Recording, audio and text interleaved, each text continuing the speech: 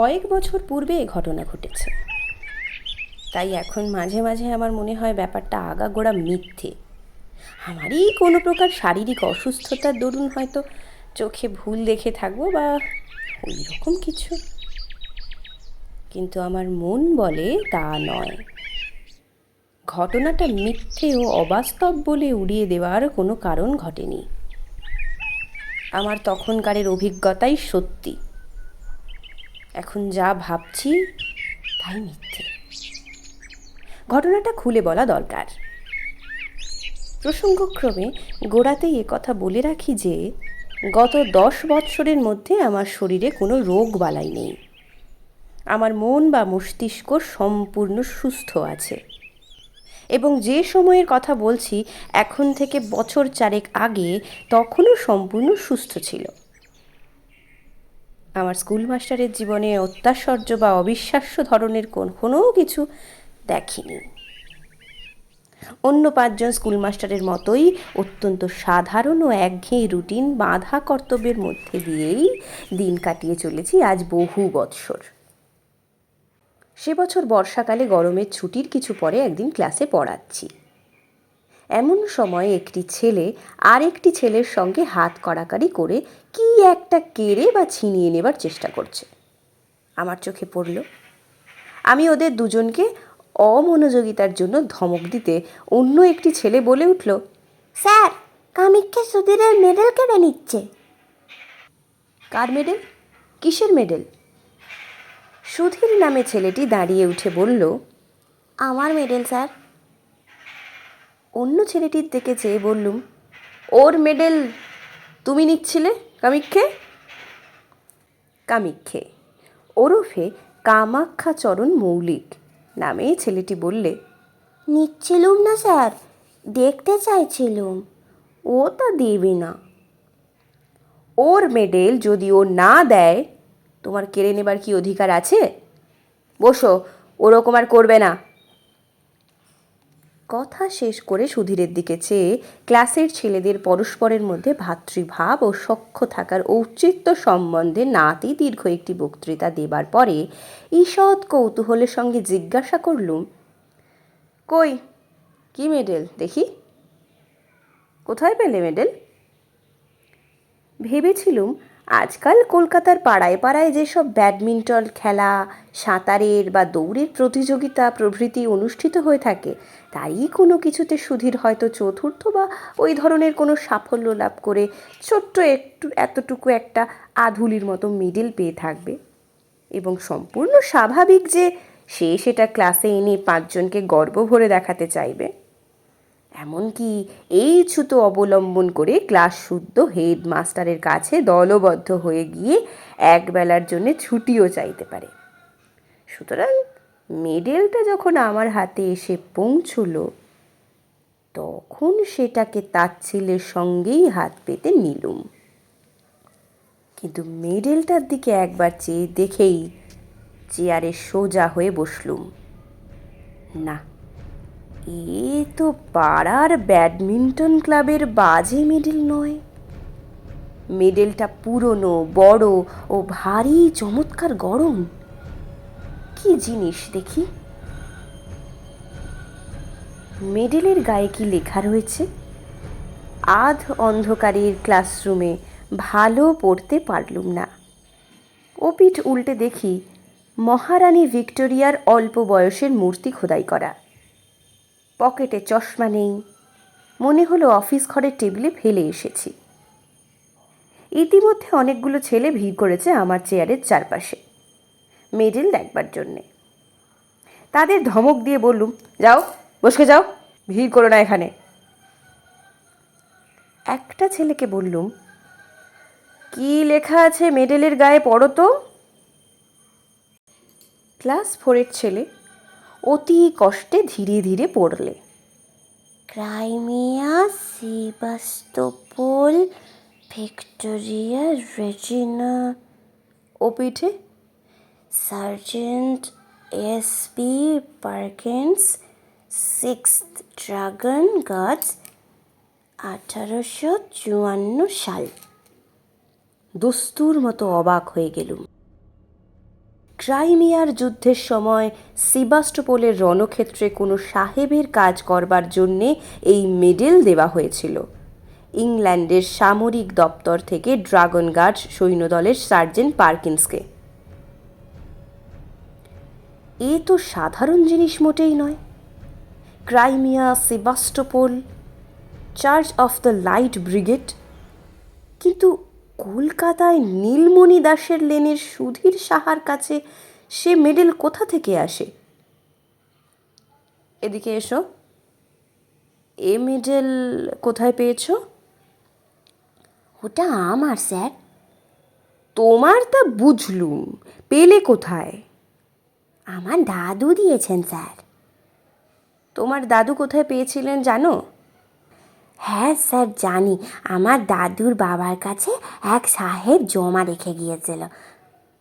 কিভাবে? আমাদের মদের দোকান ছিল কিনা স্যার, মদ খেয়ে টাকা কম পড়লে ওটা বাঁধা রেখে গিয়েছিল, আর নিয়ে যায়নি, দাদুর মুখে শুনেছি। হিসেব করে দেখলুম ৮৬ বছর উত্তীর্ণ হয়ে গিয়েছে সেই বছরটি থেকে। সে বছরে সার্জেন্ট পার্কিন্স, সে যাই হোক, এই মেডেল পায়। তখন তার বয়স যদি ২০ বছরও থেকে থাকে, এখন তার বয়স হওয়া উচিত ১০৬। সুতরাং সে মরে ভূত হয়ে গেছে কোন কালে?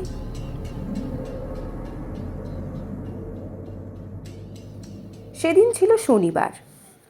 সকাল সকাল স্কুল ছুটি হবে এবং অনেক দিন পরে সেদিন দেশে যাব পূর্বেই ঠিক করে রেখেছিলুম।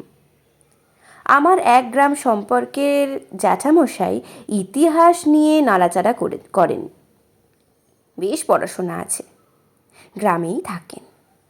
ভাবলুম তাঁকে মেডেলটা দেখালে খুব খুশি হবেন। সুধীরের কাছ থেকে মেডেলটি চেয়ে নিলুম। সোমবার ফেরত দেব বললুম। স্কুলের ছুটির পরে বাসা থেকে সুটকেস নিয়ে শিয়ালদা স্টেশনে এসে ২:৩০ গাড়ি ধরলুম। দেশের স্টেশনে যখন নামলুম তখন বেলা ৫:৩০। ২ মাইল রাস্তা হেঁটে বাড়ি পৌঁছতে প্রায় সন্ধ্যা হয়ে গেল। সন্ধ্যার আগেই হয়তো পৌঁছতে পারা যেত, কিন্তু আমি খুব জোরে হাঁটিনি। ভাদ্র মাসের শেষ, অথচ বৃষ্টি তত বেশি না হওয়ায় পথঘাট বেশ শুকনো খটখটে। পথের ধারের বর্ষা শ্যামলা গাছপালা চোখে বড় ভালো লাগছিল, অনেক দিন কলকাতা বাসের পরে। তাই জোরে পা না চালিয়ে আস্তে আস্তে হেঁটে আসছিলুম। এখানে প্রথমেই বলি, আমার বাড়িতে কেউ থাকে না। পাশের বাড়ির এক বৃদ্ধা আমি গেলে রান্না করে দিয়ে আসতেন বরাবর। আমার এক বাল্যবন্ধু বৃন্দাবন, অনেক বছর ধরে বিদেশে থাকে। পিসিমার মুখে শুনলুম আজ দিন ১৫ হলো বৃন্দাবন বাড়ি এসেছে। শুনে বড় আনন্দ হলো। সন্ধ্যার পরেই ওর সঙ্গে দেখা করব ঠিক করে চা খেয়ে নদীর ধারে বেড়াতে বার হলুম। যাবার সময় সুটকেসটা খুলে মেডেলটা পকেটে নিলুম, বৃন্দাবনকেও দেখাবো। নদীর ধারে গিয়ে দেখি বর্ষার দরুন নদীর জল ভয়ানক বেড়েছে। নদীর জল কুল ছাপিয়ে দুধারের মাঠে পড়েছে। অনেকক্ষণ বসে রইলুম। সন্ধ্যার অন্ধকার নামলো একটু একটু, বাদুড়ের দল বাসায় ফিরছে, কেউ কোনো দিকে নেই। এক জায়গায় বর্ষার তোড়ে নদীর পাড় ভেঙে গিয়েছে, অনেকটা উঁচু পাড়, নিচে খরস্রোতার বর্ষার নদী। জায়গাটা দিয়ে যেতে যেতে একবার কী রকম ভেঙেছে দেখবার ইচ্ছে হয়ে গেল। পাড়ের ধারে দাঁড়িয়ে নিচের জলের আবর্ত দেখছি। পাড়াটা যেখানে অনেকখানি উঁচু, জল অনেক নিচে, হঠাৎ আমার মনে একটা অদ্ভুত ইচ্ছা জেগে উঠল। আমি আমি লাফ দিয়ে পাড় থেকে জলে পড়ব। দাঁড়িয়ে থাকতে থাকতে ইচ্ছেটা যেন ক্রমে বেড়ে উঠছে। লাফাই, দিই লাফ। অথচ বর্ষার খরস্রোতা নদী, কুটো ফেললে দুখানা হয়ে যায়। আমি সাঁতার জানি না, গভীর জল পাড়ের নিচেই। ইচ্ছেটা কিছুতেই যেন সামলাতে পারছি নি। এমনকি আমার মনে হলো আর কিছুক্ষণ থাকলে আমাকে লাফ দিতেই হবে, নইলে আমার জীবনের সুখ চলে যাবে। তাড়াতাড়ি করে নদীর পাড় থেকে একরকম জোর করেই চলে এলুম, কারণ যেন মনে হচ্ছিল এরপর আমার আর যাওয়ার ক্ষমতা থাকবে না। পা দুটো যেন ক্রমশ শিসের মতো ভারী হয়ে উঠছে। তারপর ওই বিপজ্জনক নদীর পাড় থেকে দুটো পাকে নাড়াবার ক্ষমতা চলে যাবে আমার। নদীর ধার থেকে বৃন্দাবনের বাড়ি আসবার পথে ওসব ইচ্ছে আর কিছু নেই। আমি নিজের মনোভাবে নিজেই আশ্চর্য হয়ে গেলুম। কি অদ্ভুত! এরকম হওয়ার মানে কি? ট্রেনে বসে অতিমাত্রায় ধূমপান করেছিলাম মনে পড়ল। এই ভাদ্র মাসের গরমে অত ধূমপান করা ঠিক হয়নি। তার ওপর বাড়ি এসে 2-3 পেয়ালা চা খেয়েছি। এসবেই ওরকমটা হয়ে থাকবে নিশ্চয়ই। নিশ্চয়ই তাই। বৃন্দাবনের বাড়ি গেলুম। বৃন্দাবনকে অনেকদিন পরে দেখে সত্যিই আনন্দ হলো। দুজনে অনেক রাত পর্যন্ত বসে অনেক গল্প করলুম। অনেক বছর ধরে জমানো অনেক সুখ দুঃখের কাহিনী। বড় গরম আজ, কোথাও এতটুকু বাতাস নেই। ভাদ্র মাসের গুমোট গরম। বৃন্দাবন বললে, চল ভাই, ছাদে গিয়ে বসে গল্প করি, তুই একটু হাওয়া পাওয়া যাবে। তুই আমাদের এখানে খেয়ে যাবি, মা বলে দিয়েছেন। তোদের বাড়িতেও খবর দেওয়া হয়েছে। দুজনে ছাদে উঠলুম। বাড়িটা দোতলা। দোতলার ছাদের ওপর একখানা মাত্র ঘর আছে। আমি জানতুম বৃন্দাবনের কাকা ওই ঘরটায় থাকেন। দোতলার ছাদে উঠে দেখলুম বাড়ির পেছন দিকটায় বাঁশের ভাড়া বাঁধা।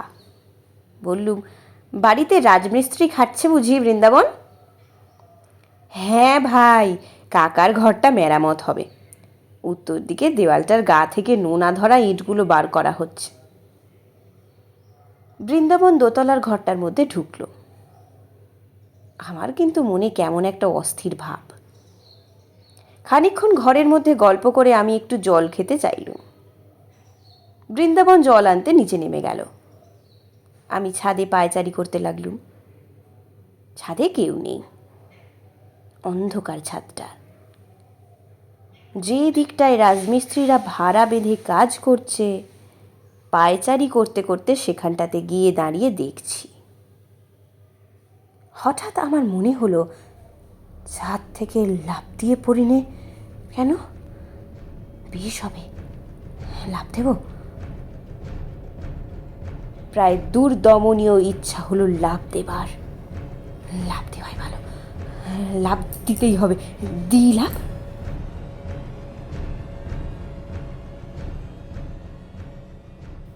এমন সময় বৃন্দাবন ছাদের ওপর এসে বললে, আয় ঘরের মধ্যে, মা চা পাঠিয়ে দিচ্ছেন।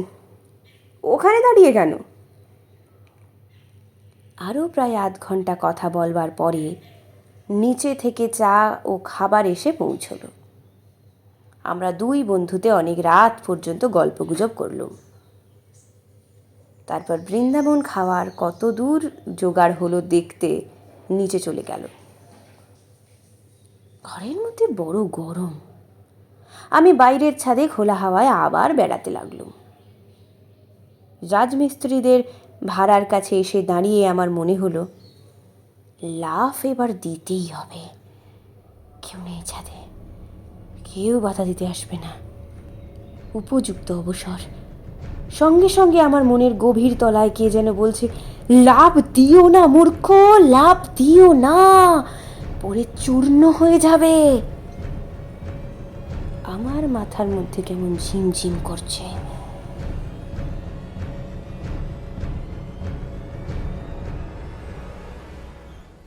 কতক্ষণ পরে জানিনে, এবং কিসের থেকে কি হলো তাও জানিনে। হঠাৎ বৃন্দাবনের চিৎকারে আমার চমক ভাঙল। দেখি বৃন্দাবন আমাকে হাত ধরে টেনে তুলছে। এ কি সর্বনাশ, তুই লাফ দিয়ে পড়লি দেখলুম যেন। ভাগ্যিস বাঁশে পা বেঁধে গিয়েছে, তাই রক্ষে। কি হলো তোর? আমার মাথা কেমন ঘুরছিল, গা ঝিমঝিম করছিল। বৃন্দাবনকে বললুম, আমি ভাই কিছুই জানি নে তো। বৃন্দাবন ঘরের মধ্যে নিয়ে গিয়ে আমায় শুইয়ে দিলে। সকলে বললে ট্রেনে আসার দরুন আমার গরমে শরীর কি রকম খারাপ হয়ে মাথা ঘুরে পড়ে গিয়েছিল।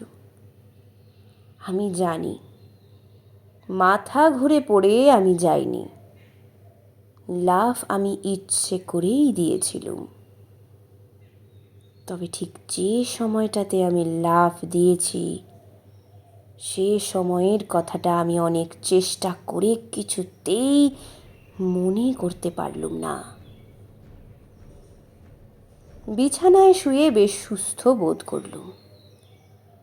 পাশ ফিরতে হঠাৎ যেন কি একটা শক্ত জিনিস বুকের কাছে ঠেকল। পকেটে হাত দিয়ে দেখি সুধীরের সেই মেডেলটা। আশ্চর্য, এটার কথা এতক্ষণে একেবারেই ভুলে গিয়েছিলুম। বৃন্দাবনকে সেটা দেখালুম। ওদের বাড়ির সকলে মেডেলটা হাতে করে ঘুরিয়ে ঘুরিয়ে দেখলে। রাত্রিরে নিজের ঘরে এসে শুয়ে পড়লুম। আমার বাড়িতে কেউ নেই বর্তমানে, একাই থাকি এক ঘরে। একটা জিনিস লক্ষ্য করেছি, যখন থেকে বৃন্দাবনদের বাড়ি থেকে বার হয়ে পথে পা দিয়েছি তখন থেকে কেমন এক ধরনের ভয় করছে আমার। বাড়িতে যখন ঢুকলাম তখন ভয়টা যেন বাড়ল। একা ঘরে কতবার এর আগে শুয়েছি, এমন ভয় হয়নি মনে কোনো দিন। না, শরীরটা সত্যিই খারাপ। শরীর খারাপ থাকলে মনও দুর্বল হওয়া খুবই স্বাভাবিক। আলো নিভিয়ে শুয়ে পড়লুম। আমার শিয়রের কাছে একটা বড় জানালা। জানলা দিয়ে বাড়ির পেছনের বন বাগান চোখে পড়ে। বেশ জ্যোৎস্না উঠেছে, কৃষ্ণপক্ষের একাদশীর জ্যোৎস্না।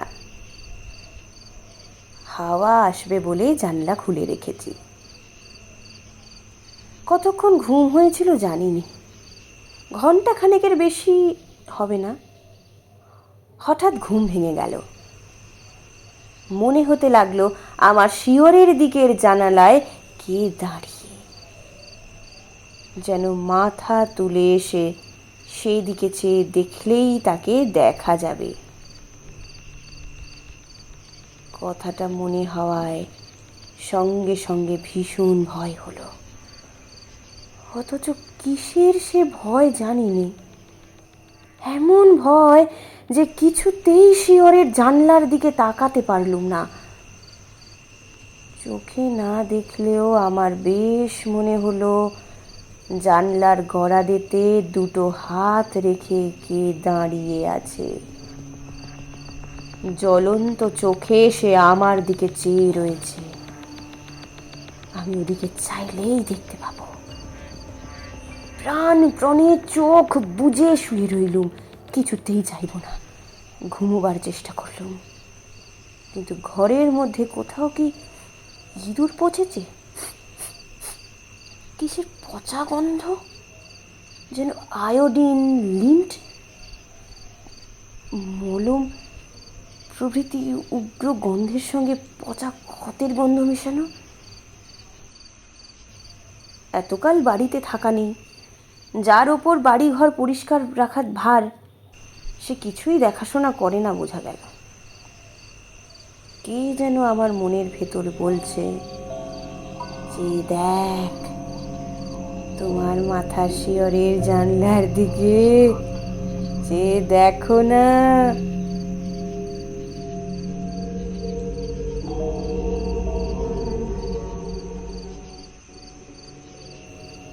ঘরের চারিধারে কিসের যেন একটা প্রভাব, কোনো অমঙ্গলজনক, হিংস্র, উগ্র, অশান্ত ধরনের ব্যাপারটা, ঠিক বলে বোঝানো যায় না। আমি যেন ভয়ানক বিপদগ্রস্ত। সে এমন বিপদ যা আমাকে মরণের দোর পর্যন্ত পৌঁছে দিতে পারে। এমনকি সে দোরের চৌকাঠ পার করে অন্ধকার মৃত্যুপুরীর হিমশীতল নীরবতার মধ্যে ডুবিয়েও দিতে পারে। আমি চাইব না, কিছুতেই চাইব না শিয়রের জানলার দিকে। কিন্তু যে প্রভাবী হোক, আমার ঘরের মধ্যে দেওয়ালের এ পিঠে তার অধিকার নেই। বহুকাল ধরে পূর্বপুরুষেরা বাস্তুশাল গ্রামের অর্চনা করেছেন। এ ঘরে এর মধ্যে কারো কিছু খাটবে না। আমার মনই আবার এই কথাগুলো যেন বললে। অন্ধকার রাত্রে নির্জন ঘরে মন কত কথা কয়। জানলার ধারে কি যেন একটা শব্দ হলো, অদ্ভুত ধরনের শব্দটা। কে যেন জানলার গরাদের ওপর ঠোকা দিয়ে আমার দৃষ্টি আকর্ষণ করতে চাইছে। একবার, দুবার, তিনবার ভয়ে আমার বুকের মধ্যে ঢিপ ঢিপ করতে লাগলো। কাউকে ডাকবো চিৎকার করে? একবার চেয়ে দেখবো জানলার দিকে, জিনিসটা কি? হঠাৎ আমার মনে পড়ল একটা ধাড়ি বেজি অনেক দিন থেকে বাইরের দেওয়ালে কড়ি কাঠের খোলে বাসা বেঁধে আছে। আজ বিকেলেও সেটাকে একবার দেখেছি। জানলার ওপরকার কাঠে সেটা পোকামাকড় বা জোনাকি ধরছে, এ তারই শব্দ। কথাটা মনে হতেই মনের মধ্যে একটা সাহস ফিরে এলো। ঘাম দিয়ে জ্বর ছেড়ে গেল যেন। শরীর অসুস্থ থাকলে কত সামান্য কারণ থেকে ভয় পায় মানুষ। পাশ ফিরে এবার ঘুমোবার চেষ্টা করলুম, স্বস্তির নিঃশ্বাস ফেলে। কিন্তু আমার এ ভাব বেশিক্ষণ স্থায়ী হলো না। এ ধারণা আমার মন থেকে কিছুতেই গেল না যে আজ রাত্রে আমি একা নই, আরও কে এখানেই আছে। নিদ্রাহীন চোখে সে আমার ওপর খর দৃষ্টি দিয়ে পাহারা রেখেছে। আমায় সে নিরাপদে বিশ্রাম করতে দেবে না আজ। বারবার ঘুম আসে, আবার তন্দ্রা ছুটে যায়। অমনি জেগে উঠি, কিন্তু চোখ চাইতে বা বিছানার ওপর উঠে বসতে সাহস হয় না। আর সেই শব্দটা মাঝে মাঝে জানলার গরাদের ওপর হতে শুনি, খুব মৃদু করাঘাতের শব্দ যেন।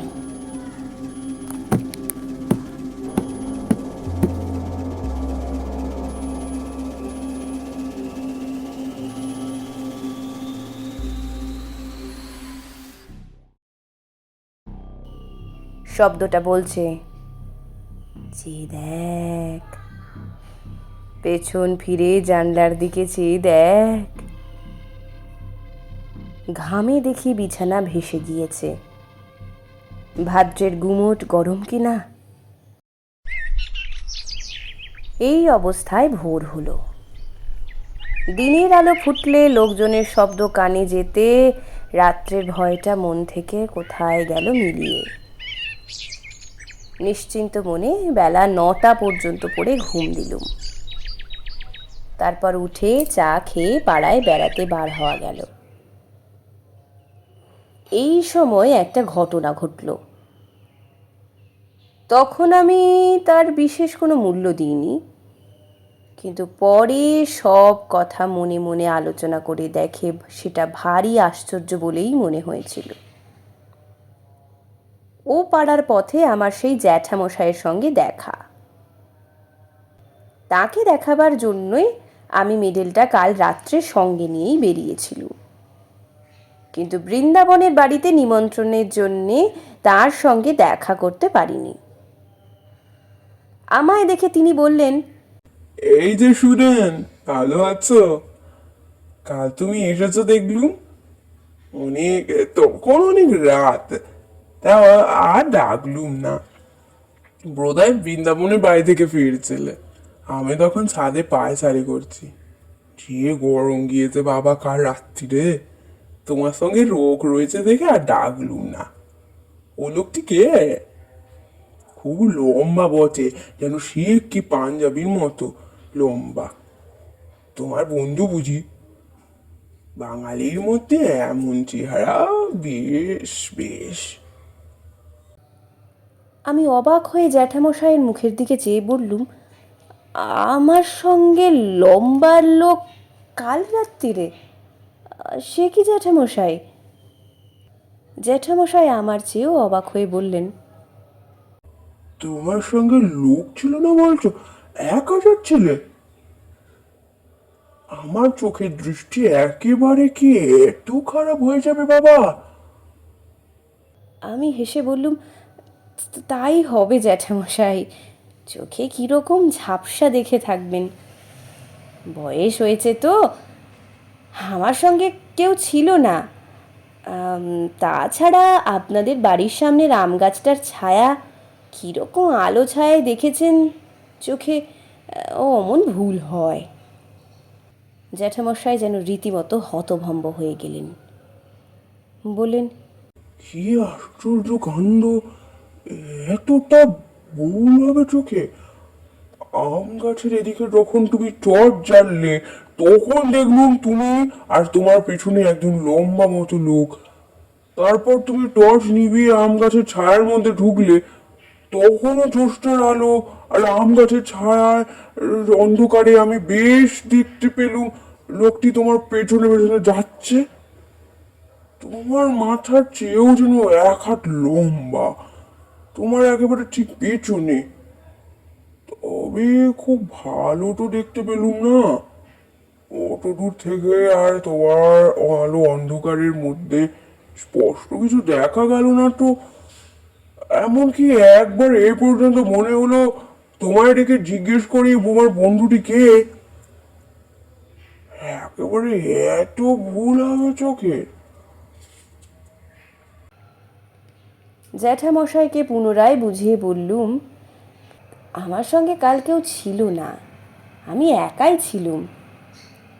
সুতরাং তার দৃষ্টিশক্তির গোলমাল ছাড়া এ ব্যাপারে অন্য কিছু সিদ্ধান্ত করা চলে না। সারাদিন বৃন্দাবনের সঙ্গে আড্ডা দিয়ে কাটানো গেল। গতকাল রাত্রের ভয়ের ব্যাপার দিনের আলোয় এত হাস্যকর বলে আমার নিজের কাছেই মনে হলো যে বৃন্দাবনকে সে কথাটা বলিও নি। রাত্রে ট্রেনে কলকাতায় ফিরব। বৃন্দাবনদের বাড়ি থেকে চা খেয়ে বাড়ি এসে সুটকেসটা নিয়ে স্টেশনের দিকে রওনা হয়েছি। তখনই সন্ধ্যার অন্ধকার বেশ নেমেছে। বাউরিপাড়ার বড় বাগানটার মধ্যে দিয়ে আসছি। বাগানটা পার হতে প্রায় 5-6 মিনিট লাগে। মস্ত বড় বাগান। বাগানের ঠিক মাঝামাঝি এসে হঠাৎ পেছন ফিরে চাইলুম কি ভেবে। সঙ্গে সঙ্গে আমার সারা দেহে যেন বিদ্যুৎ খেলে গেল। আচমকা ভয়ে আমার সর্বশরীর কাঠ হয়ে গেল। কে ওটা ওখানে দাঁড়িয়ে?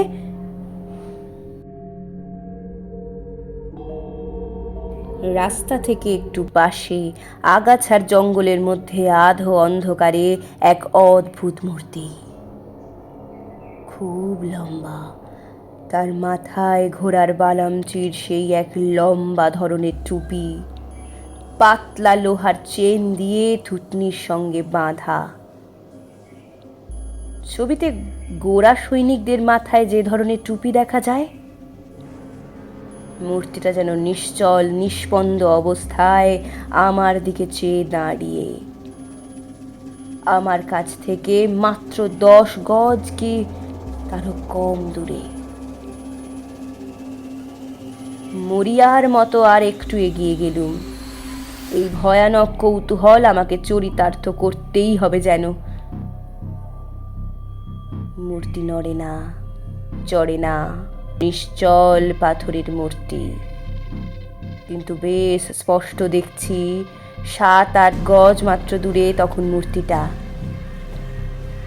আর ঘোড়ার বালামচির লম্বা টুপি ও ইস্পাতের চেনে স্ট্র্যাম্প স্পষ্ট দেখতে পেলুম।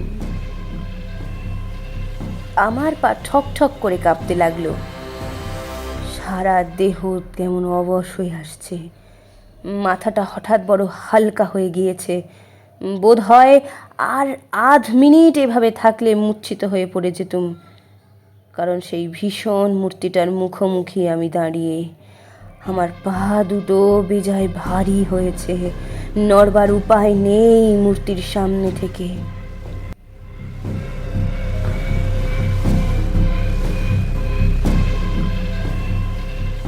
কিন্তু ঠিক সেই সময়ে বাউরি বাগানের পথে লণ্ঠন নিয়ে কারা ঢুকলো। 2-3 জন লোকের গলার শব্দ শুনে আমার সাহস ফিরে এলো। আমি ওদের ডাক দিলুম চিৎকার করে। ওরা ছুটে এলো। আমায় ওখানে বনের মধ্যে দেখে তারা খুব আশ্চর্য হয়ে বললে, ওখানে কি বাবু, কি হয়েছে? তারপর লণ্ঠন তুলে ওরা আমার মুখ দেখে বললে, ও আপনি, কি হয়েছে আপনার? আরে সাদা ফ্যাকাশে হয়ে গিয়েছে, ভয়টাই পেলেন নাকি? বাউরি বাগান জায়গাটা ভালো না, সন্ধ্যের পর এখানে অনেকে ভয় পায়। ওদের লণ্ঠনটা যখন উঁচু করে তুলে ধরলো আমার মুখে, সেই আলোয় দেখলুম সামনের মূর্তিটা তখনও সেখানে ঠিক সেই রকম দাঁড়িয়ে। একজন বললে, কি দেখছিলেন এখানে দাঁড়িয়ে বাবু? এই সাড়া গাছটা? আর একজন বললে, গাছটার ডালপালা কেটে মাথায় ঝোপের মতো করে রেখেছে, যেন মানুষ বলে অন্ধকারে ভুল হয় বটে। চলে আসুন বাবু। আমিও দেখলুম সাড়া গাছই বটে। মাথার দিকের পাতাগুলো ছেঁটে গাছটাকে দেখতে হয়েছে ঠিক হর্স গার্ডসদের ঘোড়ার বালামচির টুপি। লোকের চোখের কি ভুলই হয়। কাল আমি জ্যাঠামশাইকে চশমা নিতে বলছিলুম, ভেবেই লজ্জা হলো মনে মনে। তিনি বৃদ্ধ লোক, তার চোখের ভুল তো হতেই পারে। আমারই যখন এই অবস্থা। ওরা আমায় আলো ধরে স্টেশনে পৌঁছে দিলে। পরের দিন স্কুলে সুধীরের মেডেলটা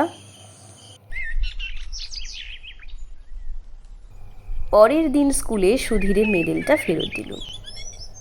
সুধীর বললে, আপনাকে দাদু একবার ডেকেছেন, আমার সঙ্গে ছুটির পরে আমাদের বাড়ি আসুন, নিয়ে যেতে বলেছেন।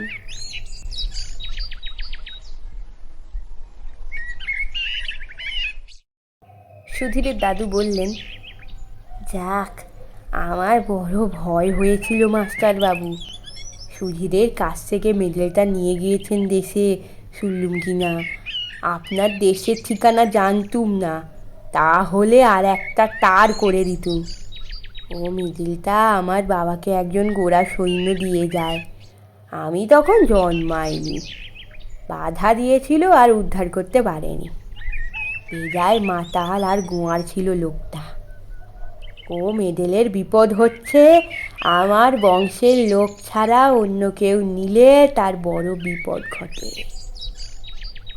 আমার এক ভগ্নিপতি একবার কিছুতেই শুনলে না। অনেক কাল আগের কথা, বাড়ি নিয়ে গেল মেডেল দেখাতে। সেই দিনই সন্ধ্যের সময় ছাদ থেকে পড়ে মারা গেল। মৃতদেহের পকেট থেকে মেডেলটা বেরুলো। আমি কলের পুতুলের মতো শুধু বললুম, ছাদ থেকে পকেটে মেডেল পাওয়া গেল? হ্যাঁ মাস্টারবাবু, আমার ভগ্নিপতি, আমার নিজের ভগ্নিপতি, মিথ্যে কথা তো বলবো না। আর 27-28 বছর আগের কথা। ওটা আরও 2-1 জন নিয়েছে, তখনই ফেরত দিয়ে গিয়েছে। বলে রাত্রে ভয় পায়, গা ছমছম করে, কে যেন পেছনে ফলো করছে বলে মনে হয়। ও বাইরের লোকের সহ্য হয় না। প্রাণ পর্যন্ত বিপন্ন হয়। তাই ভাবছিলুম একটা তার করে দেব। একটা কথা বলা দরকার। মাসখানেক পরে আমি আবার দেশে যাই।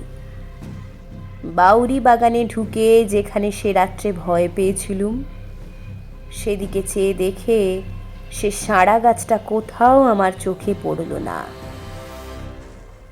যে আম গাছটার ধারে সাড়া গাছটা দেখেছিলুম, সেখানে দিন মানে বেশ ভালো করে দেখেছি, কোথাও সেই সাড়া গাছ নেই, বা গাছ কেটে নিলে যে গুঁড়িটা থাকবে তারও কোনো চিহ্ন নেই। কস্মিনকালে সেখানে একটা বড় সাড়া গাছ ছিল বলে মনেও হয় না জায়গাটা দেখে।